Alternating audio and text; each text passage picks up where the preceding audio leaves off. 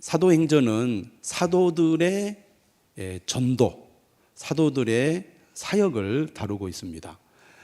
특히 지금 우리 교회가 하나님의 은혜로 많은 분들이 찾아오고 또 전도되어 나오고 있기 때문에 사도행전 말씀은 우리에게 새롭게 더 다가오는 것 같습니다. 우리 교회에 임하신 하나님의 은혜가 이 사도행전을 통해서 더욱 더 실감나게 여겨지는데요. 열심히 기도하고 성령에 충만하여 복음을 전하는 사람들에게는 사도행전 말씀이 살아있는 하나님의 말씀으로 더더욱 느껴지게 됩니다. 그래서 열심히 있는 성도들은 이 사도행전 말씀을 사랑하고 가까이 하게 되어 있는데요. 여러분들도 재미없는 딱딱한 이 책이 아니라 살아있는 능력의 말씀으로 사도행전이 여러분들에게 다가오기를 바랍니다. 4장 32절에 보면 믿는 무리가 한 마음과 한 뜻이 되어 모든 물건을 서로 통용했다고 되어 있습니다. 이 내용은 어디에도 나오냐면 2장 41절에서도 나오죠. 그런데 이 말씀이 어떤 이 상황 속에서 주어졌냐면 사도들이 고난을 받았어요. 그리고 붙잡혔죠. 그런 가운데서 성도들이 열심히 기도했던 겁니다. 그러니까 하나님의 은혜가 어떤 상황 속에서 임했느냐? 고난 가운데서 하나님의 은혜가 임한 거예요. 고난 가운데서 성도들이 더 한 마음으로 기도했습니다. 그러니까 성령 충만해진 거예요. 성령 충만하게 되니까 그들이 더더욱 어떻게 되냐면 마음이 하나 되어서 자신들의 물건을 서로 통용하고 자기 재물을 조금이라도 자기 것이라고 하는 이가 하나도 없게 된 겁니다. 유무상통하는 일이 이 예루살렘 교회 공동체에 일어났습니다. 물론 오늘 우리가 사는 이 시대에 이러한 그 경험을 할 수는 없겠죠. 그런데 이들의 그 신앙의 정신, 사랑의 정신을 우리가 배워야 되지 않겠습니까? 고난 가운데서 기도하니까 하나님이 은혜를 주시고 그 은혜가 충만하게 되니까 성도들이 더욱더 믿음으로 하나 되는 삶을 살게 된 겁니다. 그런데 그들 가운데 자신의 재산을 완전히 하나님 앞에 바쳐서 교회를 위해 헌신하는 사람들이 나오는데 그 중에 대표적인 사람이 누구였냐면 바나바였습니다. 몇 절에 나오죠? 4장 36절입니다. 이 바나바가 자신의 밭을 팔아서 그 값을 가지고 사도들 앞에 두게 된 겁니다. 이것이 다른 성도들에게 얼마나 귀감이 되었겠습니까? 사람들이 얼마나 그를 칭찬하고 또 존경하겠습니까? 이런 바나바를 보면서 어떤 사람들은 참 바나바 좋은 믿음을 가진 사람이구나. 우리도 바나바를 본받아서 주님을 위해서 충성을 다해야지. 이런 생각을 가진 사람도 있었지만 또 그 중에는 시기심을 가지고 왜 바나바만 사람들 앞에 칭찬을 받고 존경을 받아야 돼? 나도 받고 싶다. 이런 사람들도 있었다는 얘기입니다. 그러니까 교회가 성령 충만하여 하나님의 영광을 위해 봉사하지만 그 가운데 그러지 않은 사람도 있었다는 얘기입니다. 다시 말하면 고난 가운데서 하나님의 은혜가 더 충만하게 나타나지만 또 은혜가 충만한 곳에 누가 역사해요? 사탄이 역사하는 거예요. 그래서 오늘 본문 3절에도 사탄이 네 마음에 가득하여 네가 성령을 속이고 땅값 얼마를 감췄느냐고 책망하지 않습니까? 오늘 5장 1절에 보면 아나니아와 삽비라라는 부부가 나옵니다. 사도행전의 유명한 부부죠. 그러니까 이 아나니아와 삽비라는 바나바라는 인물이 칭찬을 받고 존경받는 모습을 보면서 나도 교회에서 인정을 받고 칭찬을 받고 싶다. 이런 마음이 들었던 것 같습니다. 도전을 받는 것은 좋죠. 도전을 받는 것은 좋은 겁니다. 그런데 문제는 뭐냐? 진짜 하나님을 진실로 믿고 섬기는 가운데 자연스럽게 칭찬을 받고 존경을 받아야지 시기와 질투 때문에 아니면 경쟁심 때문에 나도 다른 사람들보다 더 나은 사람이 되어야겠다는 그런 생각으로 일을 시작한다면 잘못될 가능성이 있다는 것을 잘 보여줍니다. 그러니까 아나니아와 삽비라는 어떤 문제를 가지고 있었습니까? 첫째는 자신을 과시하려는 마음이 컸다는 겁니다. 근데 문제는 뭐냐? 정말 내가 교회에서 인정받고 사람들에게 존경을 받으려면 바나바처럼 온전히 헌신해야 되는데 그 마음 한구석에는 뭐가 있었어요? 욕심이 있었던 겁니다. 소유에 대한 욕심. 보세요. 2절에 소유를 팔았죠. 그 값에서 얼마를 감추었습니다. 근데 누구도 알고 있어요? 아내도 알고 있어요. 아내라도 여보, 우리가 정직하지 못하게 교회를 속이고 하나님을 속이면 안 됩니다. 이렇게 해야 되는데 둘이 똑같은 마음을 가지고 있었던 거예요. 그래서 사도들의 발 앞에 두면서 이것을 우리가 다 팔아가지고 하나님께 드립니다라고 했던 것 같아요. 그러니까 베드로가 3절에 뭐라고 얘기하냐면 아나니아야 어찌하여 사탄이 네 마음에 가득하여 네가 성령을 속이고 땅값 얼마를 감추었느냐. 땅이 그대로 있을 때에는 네 땅이 아니며 판 후에도 네 마음대로 할 수가 없더냐. 그렇죠? 다 안 바쳐도 된다 그 말이에요. 자원해서 하는 거고 자유롭게 하는 거지 누가 강제로 그걸 시킨 것이 아니라는 거죠. 그런데 왜 팔아서 얼마를 감춰 놓고 일부만 하나님께 드리면서 다 드렸다고 합니까? 자신을 드러내고 싶어하는 마음, 사람들에게 존경받고 인정받고 싶어하는 마음 때문에, 그러면서도 소유에 대한 욕심을 버리지 못했기 때문에 이런 일이 일어나고 만 겁니다. 한마디로 말하면 지금 아나니아와 삽비라는 사탄의 유혹에 넘어져서 성령 충만하지 못하게 된 겁니다. 왜냐하면 4장 31절 32절에 보면 성령 충만했기 때문에 그들이 욕심을 버렸거든요. 그리고 33절에 보면 이런 말씀이 있어요. 사도들이 큰 권능으로 주 예수의 부활을 증언하니 무리가 큰 은혜를 받더라. 큰 은혜를 받더라. 큰 은혜를 받게 되니까 그 사람들은 욕심도 버리고 오직 주님을 위해서 살겠다는 마음만 그들에게 가득했거든요.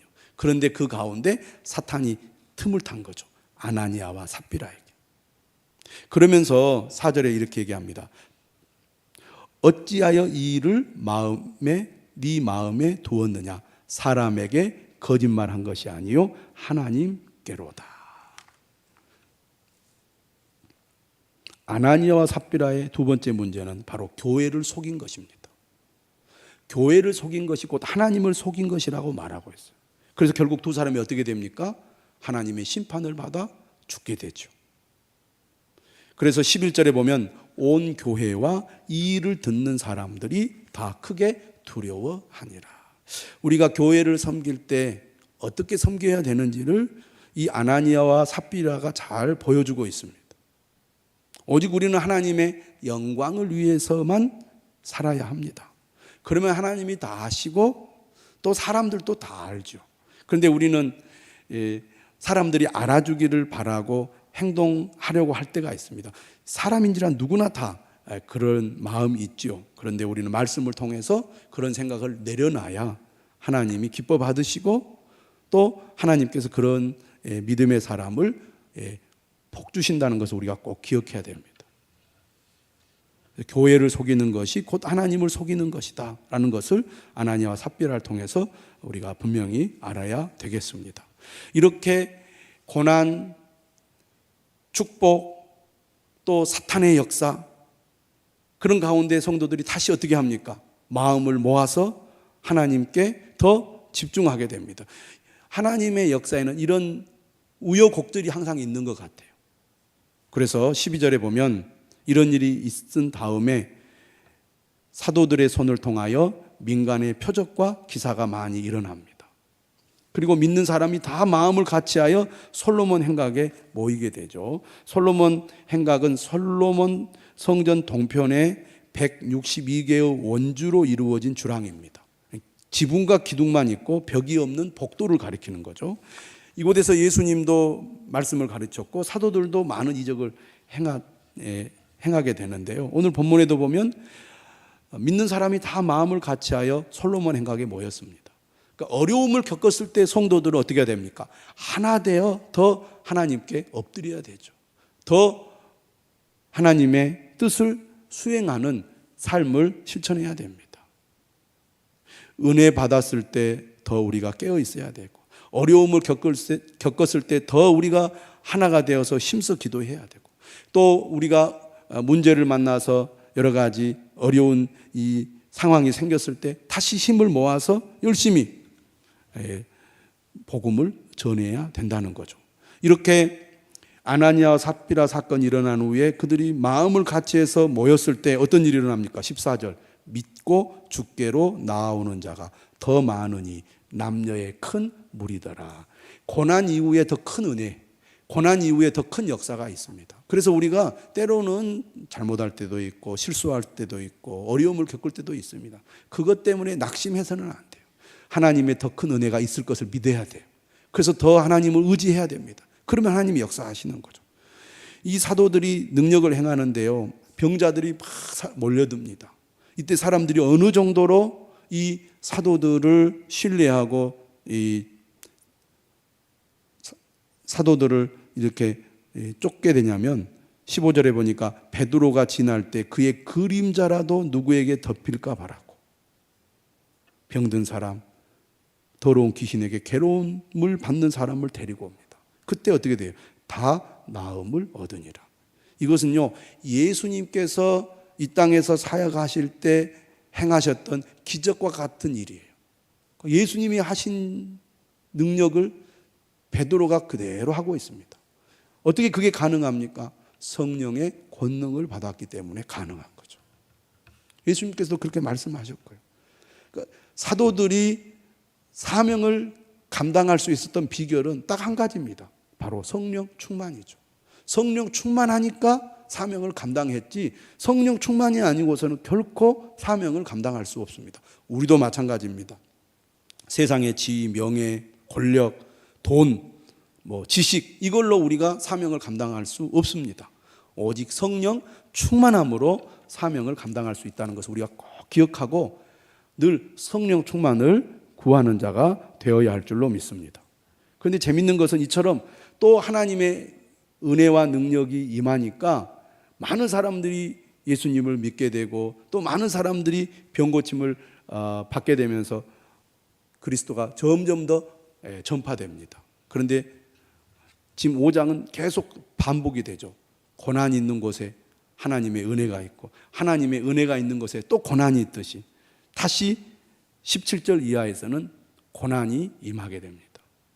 17절에 보니까 사두개인, 대제사장, 이 사람들이 마음에 시기가 가득하여 사도들을 체포합니다. 그래서 옥에 가두어 버려요.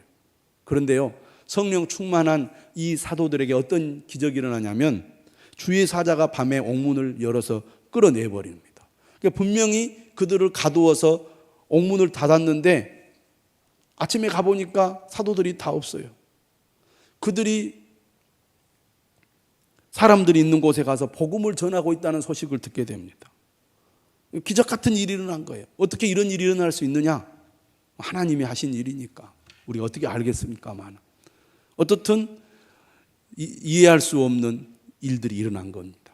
고난 가운데서도 성령 충만하고 고난 가운데서도 기도하니까 하나님께서 기적을 베푸셔서 그들이 옥에 갇히지 않게 만드신 겁니다. 그러면 그들이 어려움을 겪었다가 풀려났으니까 이제는 숨어야 될 거 아니에요. 이제는 조금 잠잠하고 조용히 있어야 될 거 아니에요. 성령 충만하니까요, 그들이요 두려움이 없습니다. 감옥에 갇혔다가 풀려났는데 또 복음을 전하는 겁니다. 그래서 또 붙잡아요. 또 붙잡아. 그래서 공회 앞에 세웁니다. 그리고 28절 보십시오. 왜 예수를 전하지 말라는데 너희가 예수를 전했느냐고 협박을 하죠. 이때 베드로와 사도들이 뭐라고 대답합니까? 29절 한번 읽어봅시다. 시작.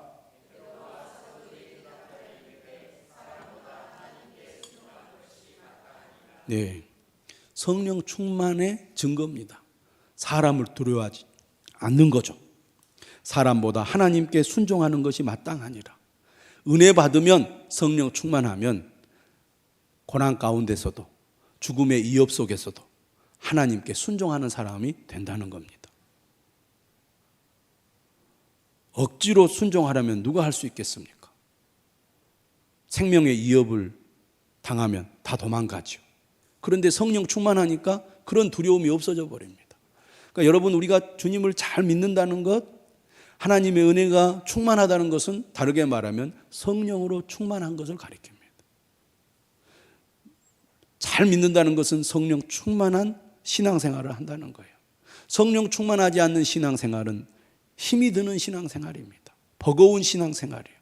반대로 성령 충만하면 힘이 들지 않는 신앙생활을 할 수 있습니다. 사람의 이목이 두렵지 않아요. 오직 하나님만 두려운 겁니다. 그리고 기쁨으로 하나님께 순종하게 됩니다. 오늘 30절 31절에 보니까 담대하게 복음을 전해요. 너희가 나무에 달아 죽인 예수를 우리 조상의 하나님이 살리시고 이스라엘에게 회개함과 죄사함을 주시려고 그가 누굽니까? 그리스도죠. 그를 오른손으로 높이사 임금과 구주로 삼으셨느니라. 우리는 이 일의 증인이요 하나님이 자기에게 순종하는 사람들에게 주신 성령도 그러하니라. 얼마나 담대합니까? 그렇게 그들이 복음을 전하니까 이 종교 지도자들이 듣고 크게 노합니다. 그는 어떻게 할 수가 없어요. 왜? 잘못한 것이 없거든요. 그 가운데 바리새인 가말리엘이 이렇게 얘기합니다. 사도들을 잠깐 나가게 하고 이 종교 지도자들을 향하여 이렇게 얘기하죠. 너희가 이 사람들에 대하여 어떻게 하려는지 조심하라. 그러면서 과거에 두 사례를 듭니다. 드가라는 사람이 400명이나 이 추종자가 있었는데 그가 죽고 나니까 다 흩어져 버렸다는 거예요. 또 갈릴리의 유다라는 사람도 많은 사람들이 따랐지만 그가 망하니까 모든 사람들이 흩어졌다. 그러니 이 사람들을 상관하지 말아라. 이들의 소행이 사람으로부터 났다면 시간이 지나면 다 무너질 거라는 거죠. 여러분, 지금 이단들이 막 활개를 칩니다. 그러나 이단들은요, 시간이 지나면 다 사라지게 돼 있어요. 100% 사라지게 돼 있습니다. 왜? 가짜니까. 지금은 우리나라의 대표적인 이단들이 활개를 치면서 아주 자신만만해 하고 있지만 시간이 지나면 사라지고 말 것입니다. 물론 또 다른 이단이 나오겠죠. 진리는 영원하지 일시적이지 않습니다. 가말리엘도 그렇게 얘기하는 거예요. 이 소행이 사람으로부터 났다면 결국은 무너질 것이다. 그런데 하나님으로부터 났다면 어떻게 무너뜨릴 수 있겠느냐. 오히려 우리가 하는 행동이 하나님을 대적하는 행동이 되지 않겠느냐. 그러니 함부로 하지 말아라 라고 이제 문제 제기를 하니까 결국 이 종교 지도자들이 사도들을 풀어줄 수밖에 없었습니다. 자, 2번이나 붙잡혔다가 풀려났습니다. 그럼 여러분 같으면 어떻게 하겠습니까? 그런데 42절 마지막으로 읽어보겠습니다. 시작.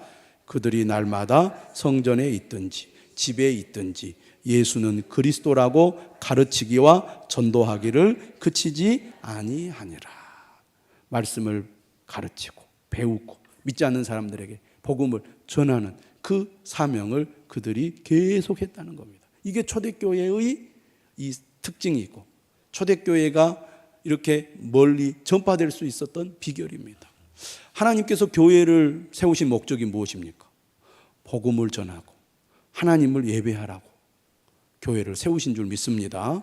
우리도 이 교회의 본질에 충실할 수 있도록 사도행전의 믿음을 우리 모두 가지시기를 주님의 이름으로 축원합니다. 말씀